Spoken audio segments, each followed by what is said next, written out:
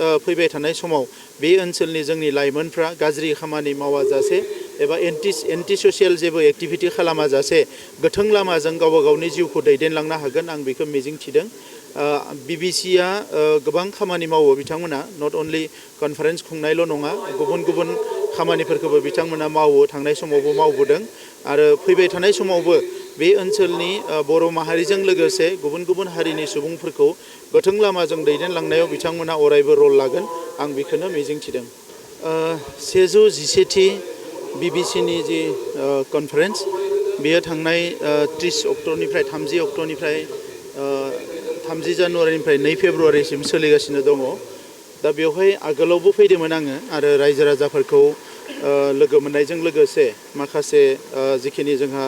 रेभारेन्ड बिथांमोन एबा धोरोम गुरु बिथांमोनखौ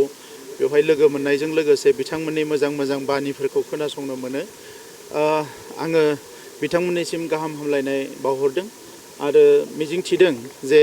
बे मोनसे रिलिजियास जि मोनसे कनफारेन्स आरो बेजों लोगोसे स्पिरिचुवेल जि मोनसे डिसकासन आध्यात्मिक जि सरसा बेजों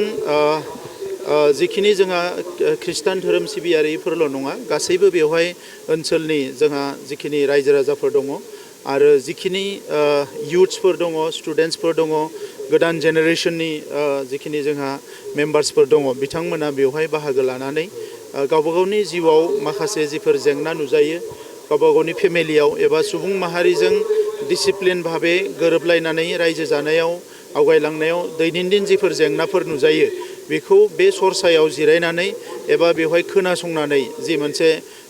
डिसकासन बेवहाय गोबां लाब जायो होननानै आं मिजिंथिदों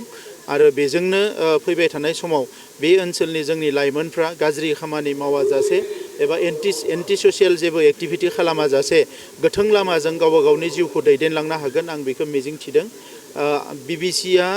गोबां खामानि मावो बिथांमोना नट अनलि कनफारेन्स खुंनायल' नङा गुबुन गुबुन खामानिफोरखौबो बिथांमोना मावो थांनाय समावबो मावबोदों आरो फैबाय थानाय समावबो बे ओनसोलनि बर' माहारिजों लोगोसे गुबुन गुबुन हारिनि सुबुंफोरखौ गोथों लामाजों दैदेनलांनायाव बिथांमोना अरायबो रल लागोन आं बेखौनो मिजिंथिदों।